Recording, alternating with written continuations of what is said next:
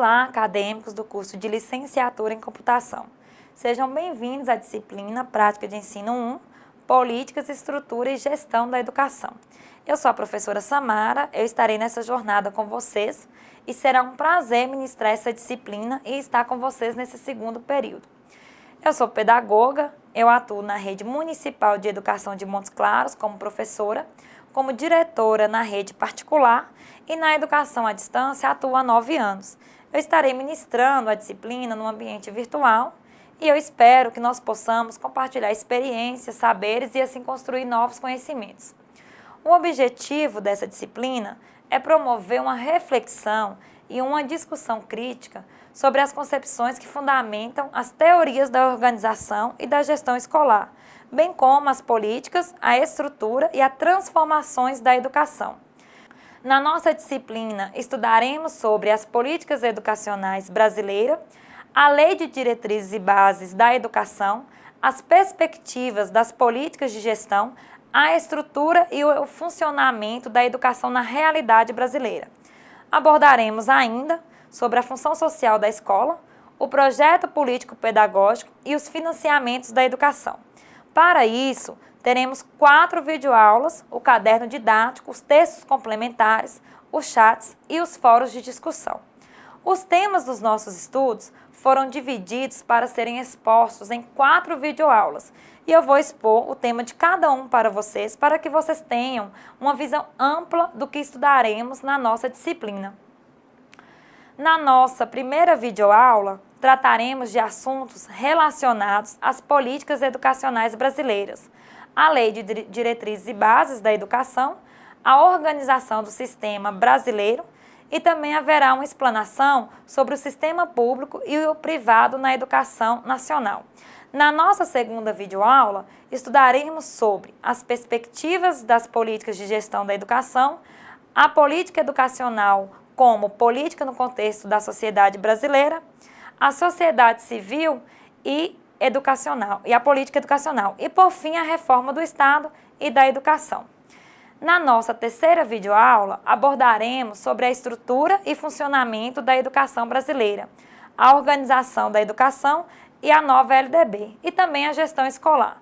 E, por fim, na nossa quarta videoaula, estudaremos a função social da escola, a autonomia da comunidade escolar, o projeto político-pedagógico, o financiamento da educação, que é o Fundeb, e também a formação docente e profissional do professor. Antes de iniciarmos a nossa primeira videoaula, vale ressaltar alguns pontos importantes sobre o desenvolvimento da nossa disciplina, tanto presencialmente quanto virtualmente. E um ponto importante é o que estaremos avaliando nesse período. Então, sobre a avaliação, iremos observar os seguintes aspectos. Primeiro, dedicação. Segundo, o empenho. Terceiro, a compreensão teórico-prático das unidades do caderno didático, dos textos complementares e das videoaulas. Nós iremos verificar se vocês compreenderam o que foi abordado nas aulas virtuais e o que está sendo exposto no caderno didático e nos textos complementares. Também observaremos a participação nas atividades solicitadas, tanto virtualmente quanto presencialmente. Avaliaremos também a interação e a interatividade nos fóruns de discussão e nos chats. Vocês devem buscar interagir com os colegas e professores, retornando aos fóruns e dando continuidade às discussões. Não queremos algo mecânico, em que vocês apenas respondam os questionamentos dos fóruns. Queremos sim ver interação da turma, dando continuidade às discussões propostas. Outro ponto que observaremos é a realização das atividades nos prazos estabelecidos. O que é isso? É ter compromisso e responsabilidade e atender aos prazos solicitados. Observaremos também a assiduidade no ambiente virtual e nos encontros presenciais. Esse fator é primordial para o bom desenvolvimento do processo de ensino-aprendizagem. Como já é de conhecimento de vocês, a pontuação será distribuída da seguinte maneira. A atividade de aprendizagem, que é a A, valerá 10 pontos. A avaliação online, que é a O, valerá 20 pontos. A participação no ambiente virtual, que é o PAV, valerá 10 pontos. Esses 10 pontos serão divididos em 4 fóruns. Teremos também o seminário temático, que valerá 20 pontos. O que será avaliado no seminário e os critérios de avaliação estão postados na nossa sala virtual. Teremos também a avaliação presencial, que é a AP, que valerá 30 pontos, e teremos a autoavaliação, que valerá 10 pontos. A disciplina no ambiente virtual terá início a partir de hoje e será finalizada no dia 31 de agosto. Para organizar as nossas discussões da melhor forma possível, dividimos nossos estudos e a discussão das temáticas em 4 semanas. Todas as datas estão postadas na nossa sala virtual, portanto, eu solicito que vocês observem essas questões e sejam pontuais e assíduos na participação. Solicito ainda que assistam todas as videoaulas, pois aprofundaremos os nossos estudos, e peço também que façam a leitura do caderno didático e também dos textos complementares, para que assim possamos desenvolver com eficácia o estudo, os assuntos da nossa disciplina. Utilizaremos os fóruns como ferramenta para as nossas discussões virtuais e utilizaremos também os chats para interagirmos, para sanarmos dúvidas e discutirmos sobre os textos da nossa disciplina. Teremos ainda as demais atividades que estão na sala e as avaliações. E para que essas atividades sejam desenvolvidas da melhor forma possível, é necessário o empenho de todos vocês. O sucesso das nossas discussões depende da colaboração de cada um. É necessário a interação da turma, pois com certeza juntos somos melhores. Desde já eu coloco-me à disposição de vocês para o que for necessário e peço-lhes que sejam assíduos na sala virtual e na realização das atividades. Eu conto com o envolvimento e compromisso de cada um. Além de contarem com a minha ajuda, vocês terão também suporte dos professores mediadores à distância e presenciais. A partir de agora, somos uma equipe e espero que possamos nos apoiar uns nos outros para assim alcançarmos os nossos objetivos, que são comuns. Afinal, são muitos os desafios que nós nos deparamos no nosso cotidiano. Espero que a nossa disciplina ela propicie a reflexão e o diálogo entre os seus participantes. Quero deixar para vocês uma mensagem simples, mas que de fato é real e nos faz refletir sobre nós mesmos. Quero dizer a vocês e pedir para que nunca se esqueçam que nós somos do tamanho dos nossos sonhos. Lembrem-se que o futuro é resultado, é a colheita do que você plantou ou está plantando. Sucesso no passado não é garantia de vitórias no futuro. Assim, o que vai acontecer daqui a 10 anos será consequência de algo que você está plantando e construindo hoje. Faça hoje, agora, faça o melhor, seja grande, invista, plante e mergulhe na vida e voe em seus sonhos. Eu acredito que esse curso de licenciatura em computação também é um sonho para cada um de vocês. Sei que não foi fácil chegar até aqui, então por mais difícil que a caminhada possa se tornar, não desistam, pois num futuro próximo vocês colherão resultados positivos. Espero que esse caminho do conhecimento, das políticas de gestão da educação, contribua para a melhoria dos processos que vocês provavelmente vivenciarão no futuro. Desejo a você, universitário, muito sucesso na trilha que estamos iniciando hoje, em busca de novas conquistas no universo do conhecimento. Mais uma vez, sejam bem-vindos e vamos iniciar os nossos estudos. Nós temos aqui os temas que nós iremos trabalhar hoje na nossa primeira videoaula. Então, nós falaremos sobre o conceito de políticas educacionais, o sistema de ensino brasileiro, a política educacional para a educação básica, a lei de diretrizes e bases e o sistema público e privado da educação.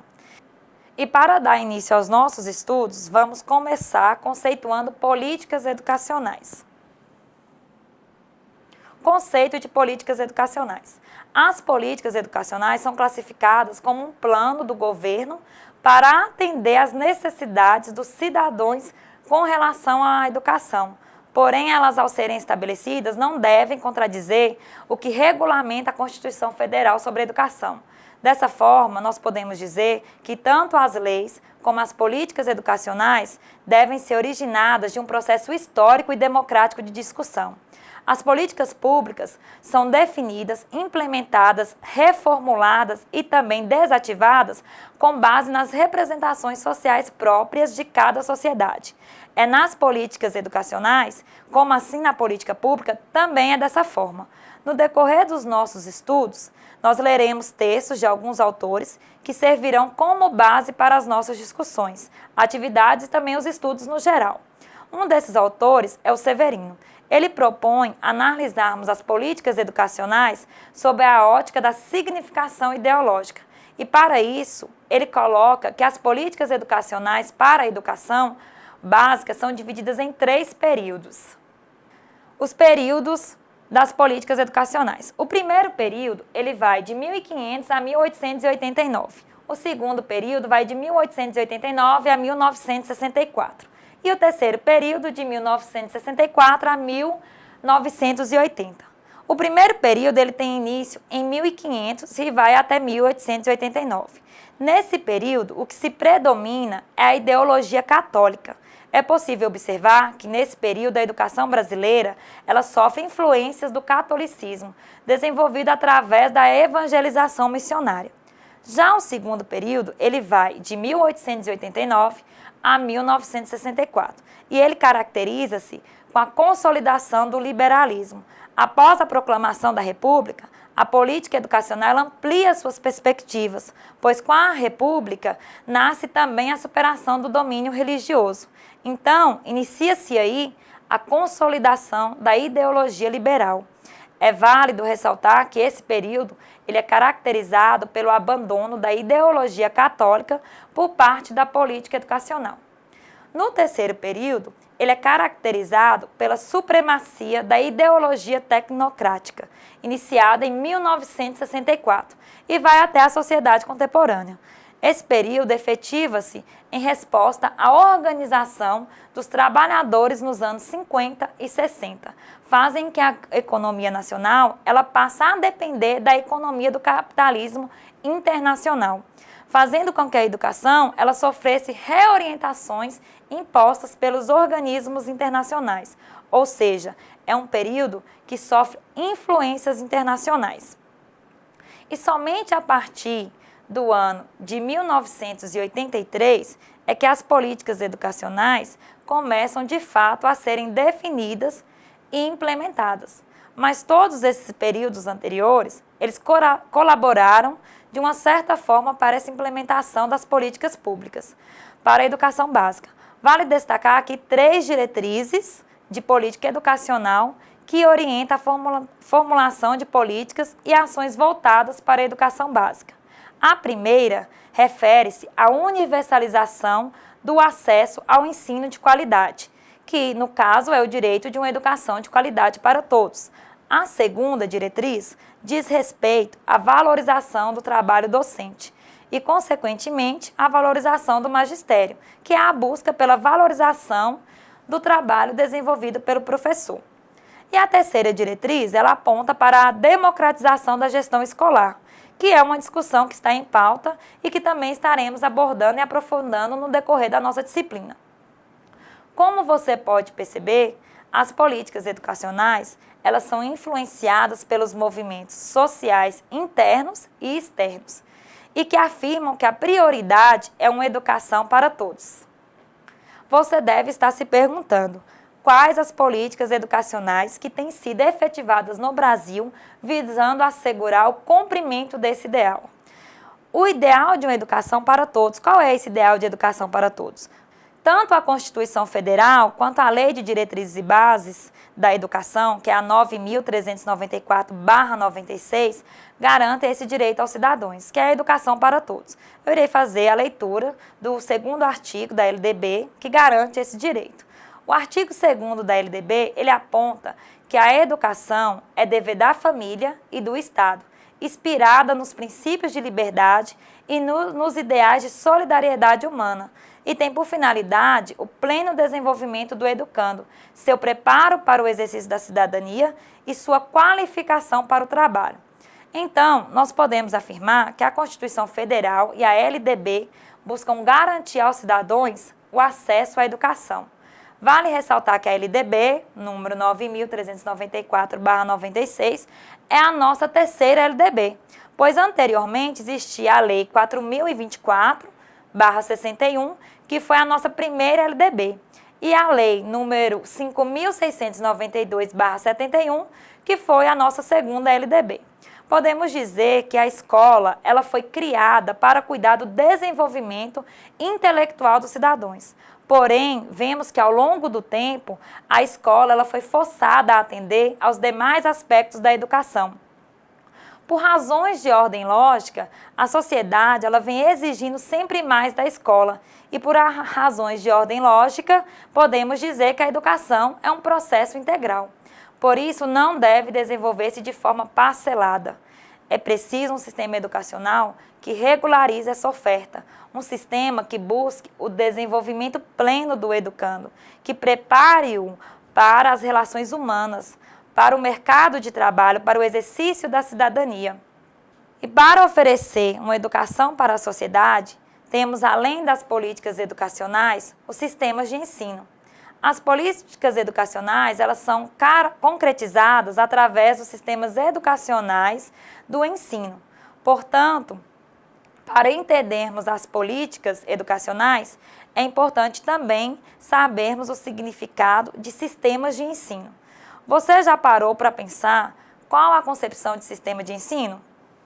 Partimos do princípio de que o sistema de ensino é uma expressão ampla que abrange, além das escolas, outras instituições e pessoas que se dedicam à educação sistemática, como catequistas, professores e particulares.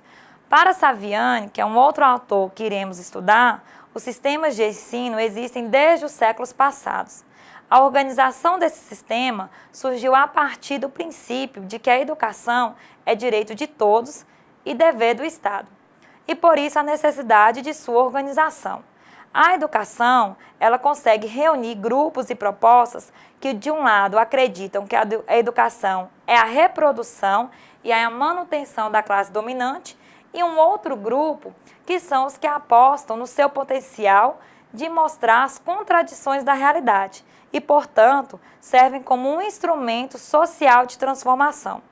Tomando como base novamente Saviani, vamos entender um pouco sobre a formação do sistema de ensino brasileiro.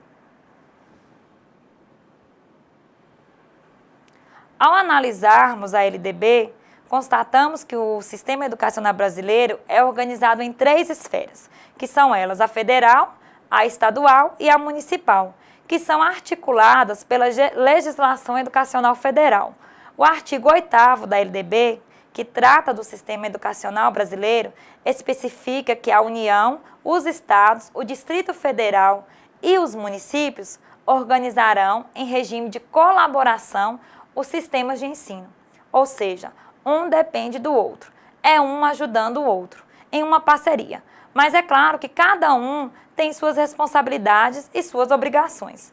A União caberá a coordenação da Política Nacional de Educação, articulando diferentes níveis e sistemas e exercendo a função normativa. A União também organizará o Sistema Federal de Ensino e dos territórios, financiará também instituições de ensino públicas federais e exercerá a função redistributiva, garantindo a igualdade de oportunidades educacionais e um padrão mínimo de qualidade para as 3 esferas, que é a federal, a estadual e a municipal.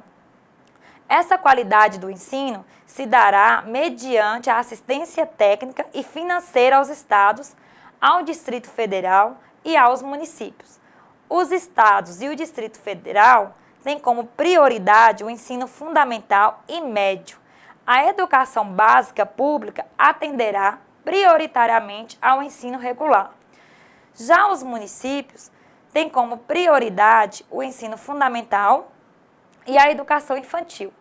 O sistema escolar brasileiro não é resultado de um plano nacional de educação. Ele foi estruturado através dos tempos com a criação de instituições escolares nos vários graus de ensino. Foi aos poucos que foram acontecendo as reformas educacionais, que no geral se deram de formas fragmentadas, ainda que bem ou mal tenham definido as posições dos sistemas de ensino. Com o passar do tempo, o sistema de ensino brasileiro ele foi se organizando e se consolidando através de reformas, de leis e também de políticas educacionais. E como disse anteriormente, atualmente temos os sistemas de ensino brasileiro estruturados de 3 formas.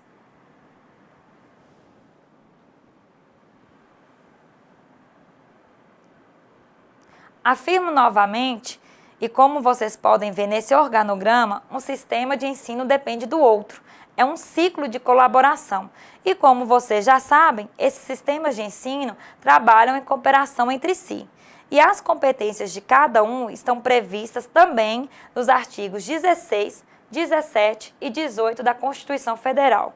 Vamos ver agora a composição e a competência de cada um, previsto na Constituição Federal.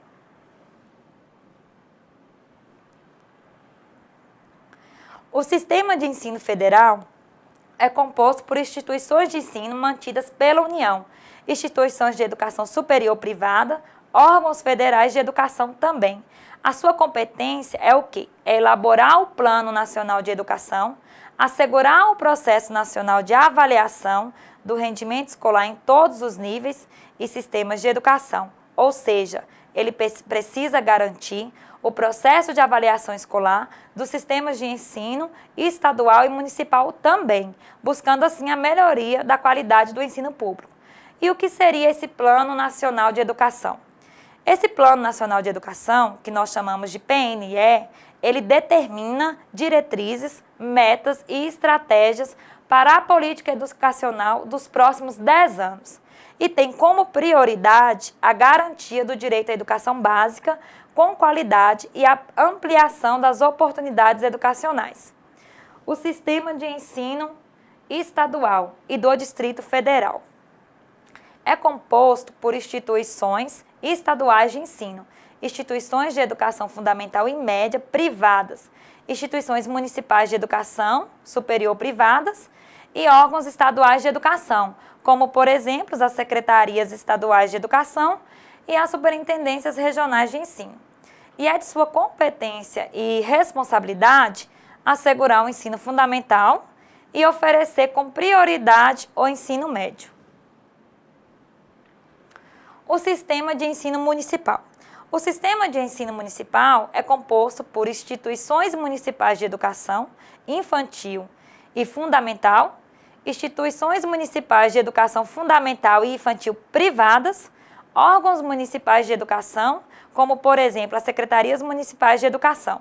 E o que é a sua competência e responsabilidade? É assegurar a educação infantil e oferecer com prioridade o ensino fundamental.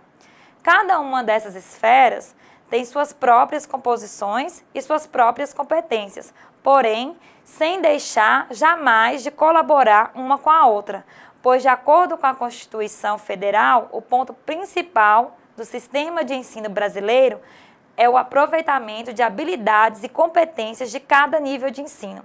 Neste contexto, um outro ponto importante e que tem destaque na Constituição Federal é que a educação escolar ela deverá vincular-se ao mundo do trabalho e à prática social. Então, além de preparar para as relações humanas e buscar transformações sociais, a escola deve ainda preparar o educando para o mercado de trabalho. Nas nossas próximas videoaulas, nós trataremos desse assunto. Assim como a Constituição, a Lei de Diretrizes e Bases, a LDB, afirmam que a educação ela abrange todos os processos formativos que se desenvolvem na vida familiar, na convivência humana, no trabalho, nas instituições de ensino, nos movimentos sociais, nas organizações da sociedade civil e também nas manifestações culturais.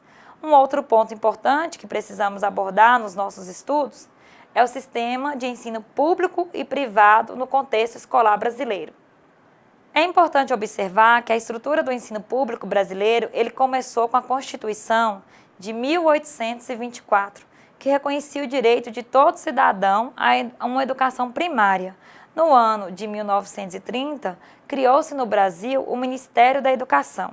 A LDB de 61 instituiu 3 tipos de escolas públicas, as federais, as estaduais e as municipais.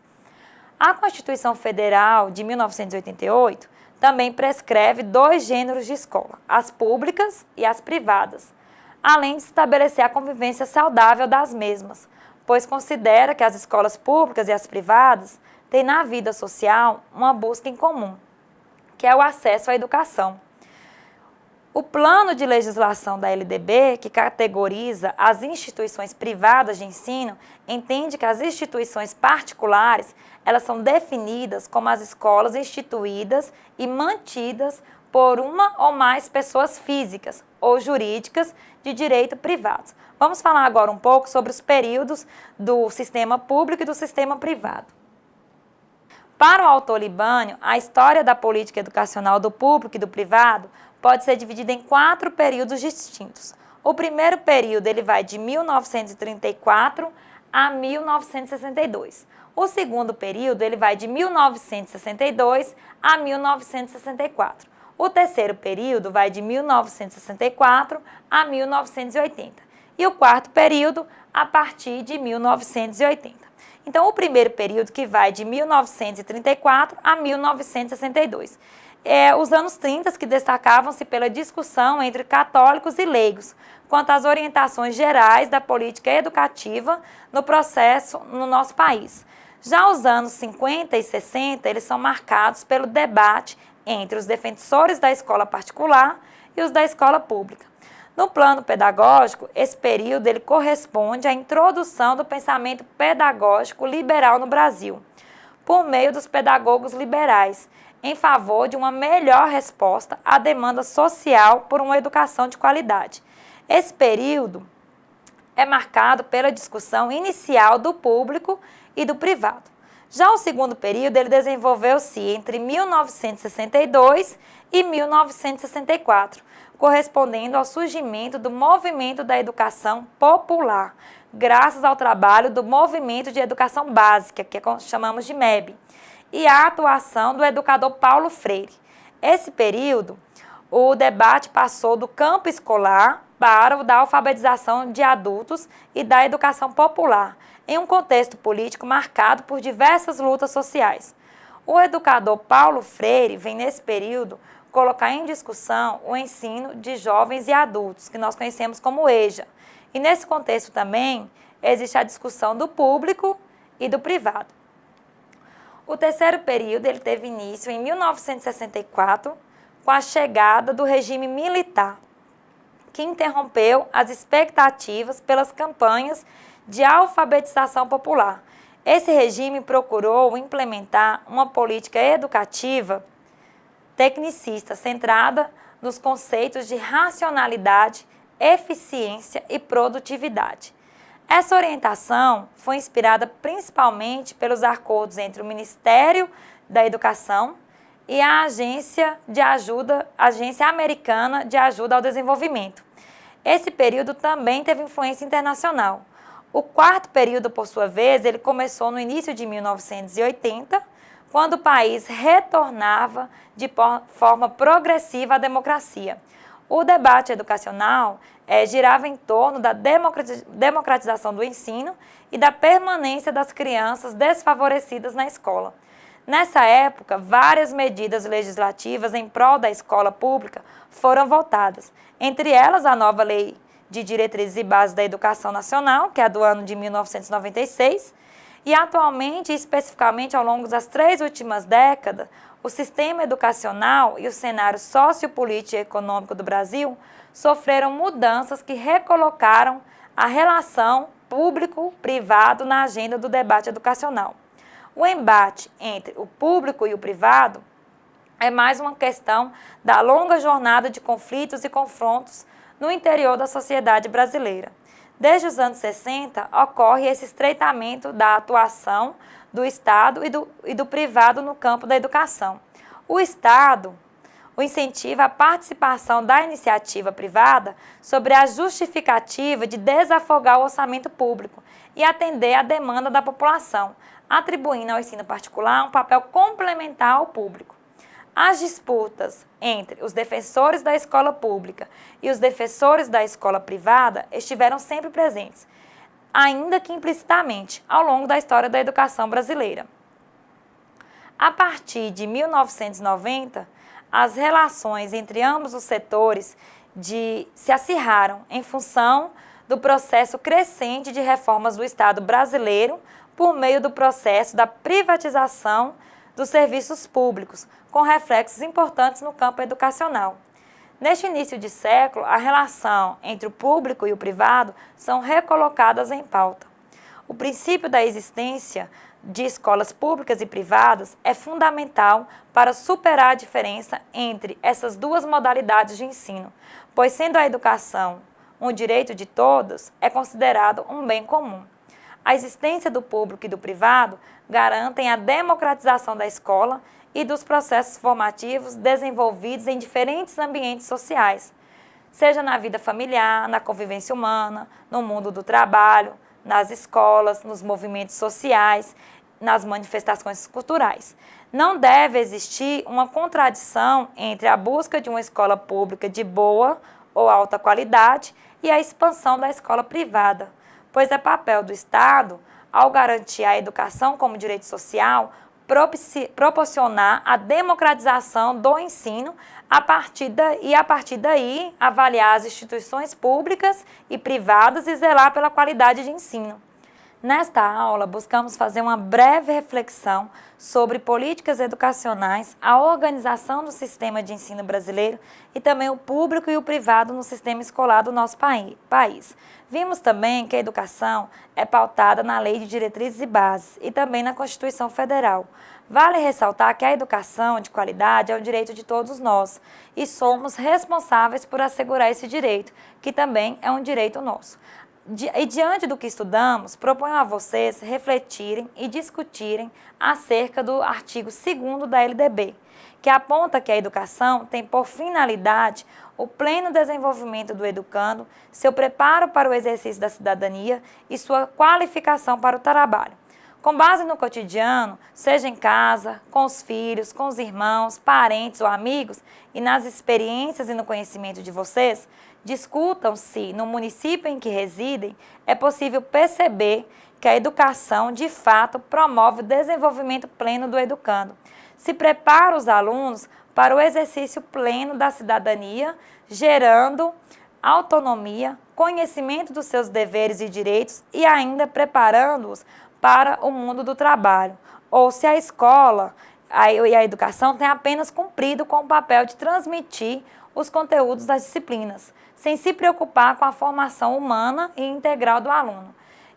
Aí agora eles vão dar uma pausa lá, porque aí eu volto, depois que eles discutiram, o tutor presencial vai dar uma pausa e volta nessa parte que eu vou falar agora. Foi isso que o coordenador me indicou, viu?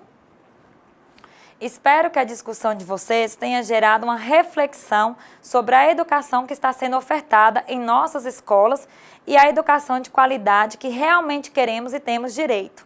Mais do que apenas transmissões de conteúdos, queremos um sistema que busque o desenvolvimento pleno do educando, que prepare-o para as relações humanas, para o exercício da cidadania e para o mundo do trabalho.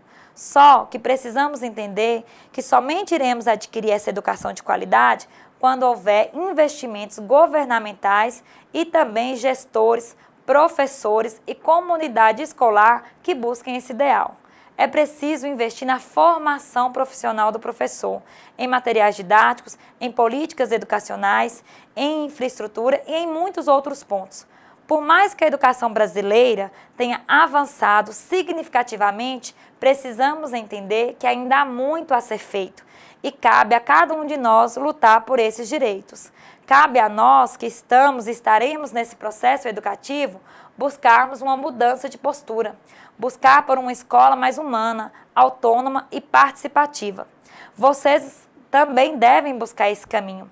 Pensem nisso, o futuro da nossa educação também depende da contribuição de cada um de nós. E antes de finalizarmos nossa aula, vou expor para vocês sobre a dinâmica do seminário. Com a ajuda do professor mediador e do professor presencial, vocês devem formar 4 grupos. Cada grupo ficará responsável por apresentar textos do caderno didático e do material complementar. Os nomes dos textos de cada grupo está postado na nossa sala e as orientações e critérios de avaliação do seminário também estão na nossa sala virtual. Vale lembrar que o seminário ele valerá 20 pontos, Então, fiquem atentos aos critérios de avaliação.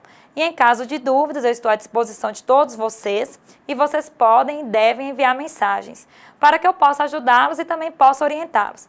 Finalizamos aqui a nossa primeira videoaula e daremos sequência aos nossos estudos referente aos temas abordados hoje no ambiente virtual, através dos fóruns de discussões e através também dos chats.